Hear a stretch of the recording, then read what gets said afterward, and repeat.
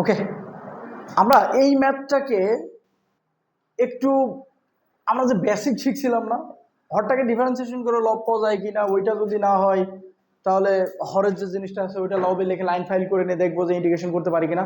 ওই একই কাজটা একটু করে ট্রাই করবো। হরে যেটা আছে ওইটা উপরে লিখে দেবো। হরে আমার কি ছিল e⁻x+1, ওইটা কিন্তু লিখে দিছি। বাট আমার লবে কি ছিল e⁻x-1, আমি কিন্তু +1 নিয়ে নিছি, বেশি নিয়ে নিই। তাহলে আমি যদি -2 করে দিই হয়ে যাবে না? হবে কি হবে না?